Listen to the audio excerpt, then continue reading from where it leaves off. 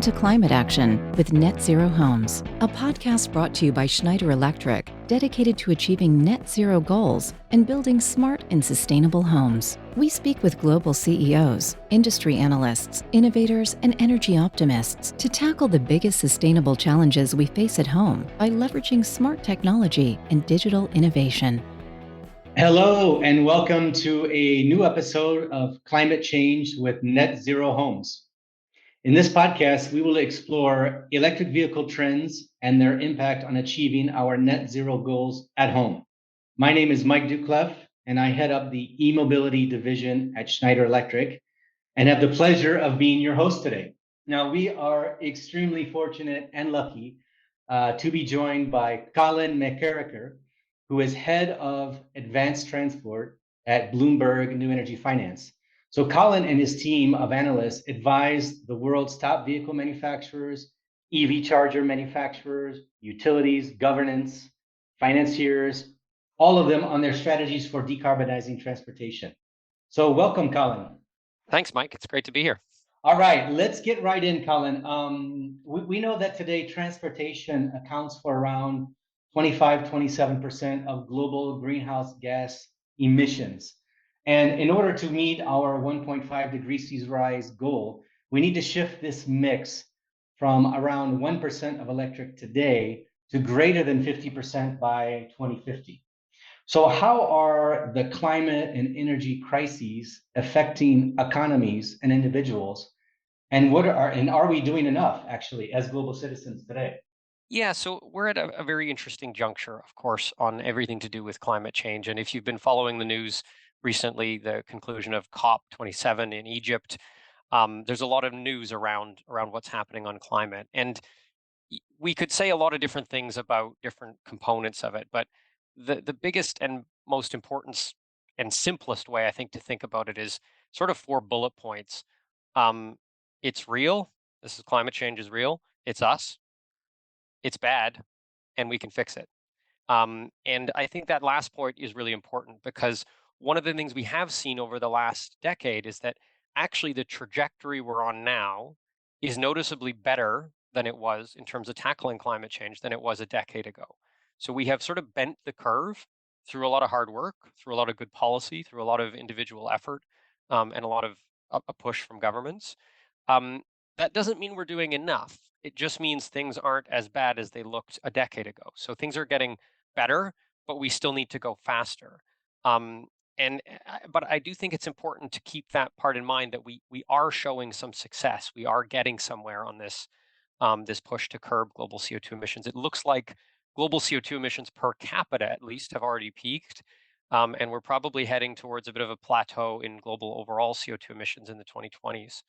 Or at least very nearly so. So that's the kind of big picture, and it's both dire but also positive in some ways. And I think it's important to keep both of those in our mind at the same time as we think about what has to happen next. And on transport in particular, yeah, transport is the second largest source of emissions after the power sector. It's also probably the most tightly coupled sector with economic growth. So essentially, what I mean by that is the richer we get, the more we like to move around. And that's true across the world. So as people get wealthier, they move around more, they travel more. And mobility is quite intimately tied to a sense of freedom and being able to go and do things. And so and it's not something we necessarily want to curtail.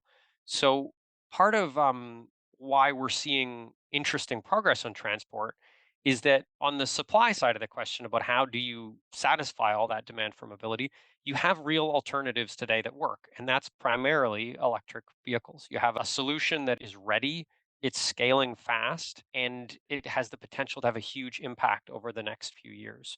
So we're not doing enough, but we are doing a lot, and the story is a lot better than where we thought it would be a decade ago, and I think that's important.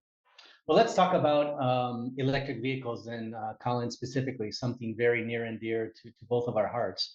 If you look at the economics of electric vehicles, these are improving more and more as the cost of storage goes down.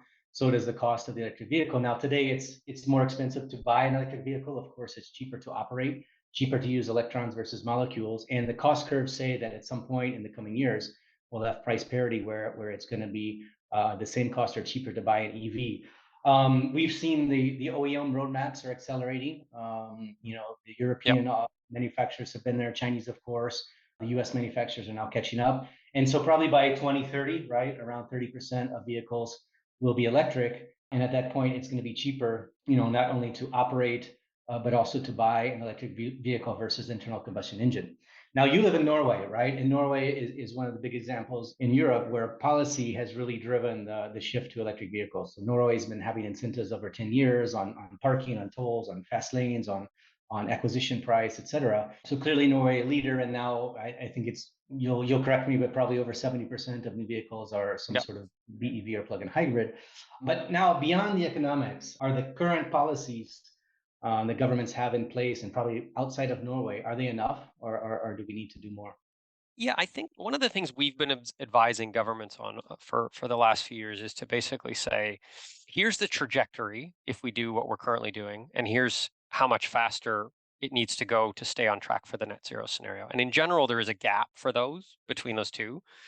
It doesn't mean it's not going quickly. It is going quickly. It's just that to get to this really aggressive adoption rates that you need to get global CO2 emissions under control, it has to go even faster. So the policy is improving steadily, and what we've seen is it's different in different parts of the world. So if we do a kind of quick global tour, in Europe, the biggest thing that's driving it overall is vehicle CO2 emission standards. So automakers have to meet these. Basically, the average across all the vehicles they sell have to hit a certain level in terms of grams of CO2 per kilometer driven, and those tightened. So they tightened in 2020 and 2021. You saw a big surge in EV adoption to help automakers meet that. They're going to tighten again in 2025. It looks like automakers are already pretty well positioned to hit those. And then they tighten a lot in 2030. And by the time you get to 2030, there you need probably something like 60% battery electric vehicles in the mix of new vehicle sales to stay on track for the vehicle CO2 targets. And again, those aren't something theoretical, they're not something high level, they're an actual regulated mechanism in place today with a target today that automakers have to meet, that automakers pay fines if they don't meet. So those types of big top-down policies that aren't just about providing subsidies to the individual buyer, but rather about how you regulate the entire auto market, those are having a big impact. And in general, we've seen this shift from this kind of like individual point solution, subsidy based approach to one where we take the whole vehicle fleet into account and say, how do you get it down? And automakers are primarily using EVs as a way of getting their emissions down. So that's kind of Europe. In China, you have this interesting dynamic where they have very different layers of policy support. There's stuff going on at the cities where it's very hard to get a new internal combustion engine vehicle on the road in the cities there, but you can get around some of those requirements with an EV. Then you have fuel economy regulations, and then you also have these credit systems, which are essentially like a quota that automakers have to meet. So all those things together are driving a lot of adoption there too. So that's why in China, you're already getting up into sort of 25, 26, 27, 28% of vehicle sales either being battery electric or plug-in hybrid, and that's in the largest auto market in the world. Now, one of the really interesting things that we've been seeing there on the policy front is that for many years in China, it was like you could look at the policy and then work backwards and say, okay, well, this is going to be the adoption rate because basically it was being sort of set from the top down. But what happened in the last 18 months is that adoption started to go way faster than the policy requirements alone dictated that it should, which is something if you think a lot about and spend a lot of time on EV adoption, is a sort of long hypothesized point where you get to the point where it's no longer policy and organic consumer demand takes off. And that's where you get this sort of steep part of the S curve and really high levels of adoption. It looks like that hit in China about 18 months ago. And now adoption rates are running far ahead of what you would expect from a policy only scenario. So that's quite interesting too, because we kind of thought that would take a little bit longer. We thought that was more like a 2025 story. But what's happened in China suggests that that can happen sooner, particularly if you have cost effective EVs at all different segments and price points. Now, things in the US have been a bit slower, partially because there, unlike in China, where you do have some of these really cheap vehicles at the bottom end of the market, EVs in the US are primarily coming from the top down. They're mostly starting as quite expensive cars and working their way down through the bigger and bigger vehicle segments, but that's taking time. You're about to see a big boost there as well, though, from the US Inflation Reduction Act, which is going to add some more tax credits for consumers.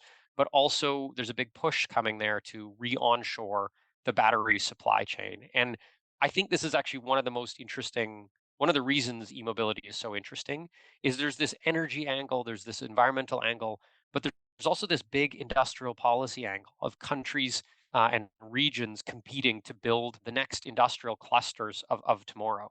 And really you're seeing the US sort of waking up to that China has already been doing, and Europe to a lesser extent. So sometimes in some cases the policy is both helpful for driving EV adoption, but there's also a big element of job creation and investment attraction that's going on there as well. Coming back to Norway, I think one of the most interesting things about Norway, and that might actually surprise people, I think people might think when they see the high numbers that there's tons of subsidies or that they just give you a car or something. EVs are actually more expensive here than they are in the US.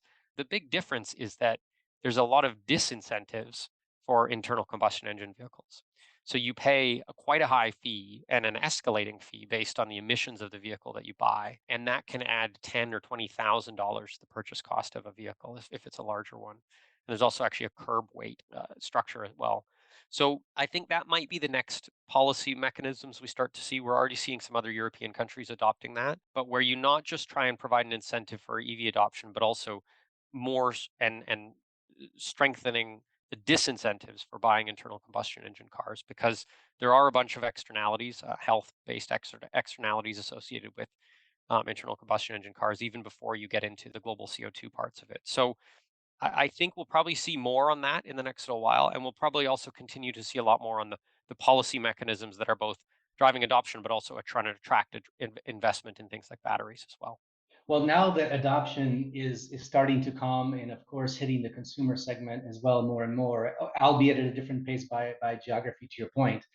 What we've seen is that the consumer charging habits will be different than many people think because of a couple of points. First of all, the vehicle ranges. As the vehicle range improves to 500-600 kilometers or 300-400 miles per charge, well, that's going to cover most of the use cases for consumers. In Europe, on average, consumers drive 1,500 kilometers per month. In the US, the average commute is 100 miles or less per day. So it means that essentially you don't necessarily need to charge every day. Some of the cost as well, when we look at the cost to charge at home, because of the cost of the charging infrastructure is cheaper, because you can leverage time of use tariffs, because you can avoid demand surcharge, because you can leverage things like on-site generation from photovoltaic and storage, the cost is typically 20 to 50% cheaper when you're charging at home. And of course, the last point is around convenience, right? It's very convenient to come home and plug in your car just like you plug in your phone versus having to stop. So what we've seen is that most consumers will charge when they stop versus stopping to charge, which implies that majority of these charging sessions will happen at home or at work or at destination. So if that's the point, then why is there so much focus on public charging infrastructure? That's where a lot of the policy, a lot of the incentives are going. And should some of that focus be shifted over to home and buildings? Yeah, I think this is a really important point. And if you talk to a lot of EV owners, which I do, this is something that consistently comes up, is they do 90% of their charging at home. And actually, in my own situation, I have a Volkswagen ID.5, and that's very much my situation. I have yet to use the public charging infrastructure, even though the public charging infrastructure where I am in Norway is very good. I charge at home, and that's 100% of my charging requirements. I think over time it will shift a little bit, because right now most of the EV buyers are people who have home charging options. I think as we get into different higher levels of adoption, and again depending on the market, you will start to see a bit more need for public charging infrastructure to serve those people who don't have a home charging option. And you do need to see some of that investment as a potential car buyer to get over that initial resistance barrier, even if you don't actually end up using it as much as you think you would. This is something we've seen, and as you alluded to, really high vehicle ranges means that people are not using the public infrastructure as much as they might think they do. I think you will also start to see a bit more use of the public infrastructure as you get more trucks and fleets, or a bit more need for some of that stuff as well. And I don't just mean delivery like big semis and things like that. Also thinking of things like Uber. So in London, where I used to live, Uber's electrifying its fleet. Most of the Uber drivers who work with them in the city don't have home charging options, so they've had to build and partner to create enough charging infrastructure to help those high utilization vehicles get a charge during the day when they need it. But in general, so I do think you need some public infrastructure to give that confidence for some people to make the jump, and fleets probably make that even stronger. But in general, I agree that we really shouldn't lose track of the fact that certainly for most of this decade, the 2020s, a lot of that charging is going to be done at home and at work. I think workplace charging is a little bit underappreciated as part of the mix. And there's some data showing that if people have a place to charge at work, it dramatically increases their propensity to buy an EV. Because even if they don't have a place at home, if you say, well, look, I go to work every day and I can top up or charge up from zero in the parking lot, that makes a big difference for people's purchase decision. So I think each country is going to have a slightly different mix depending on the housing stock of the country and all those sorts of things. You will need all of it, but I do think certainly in the near term, a lot of it is going to continue to be done at home and at workplaces. And we do need to think about how do you encourage that as well.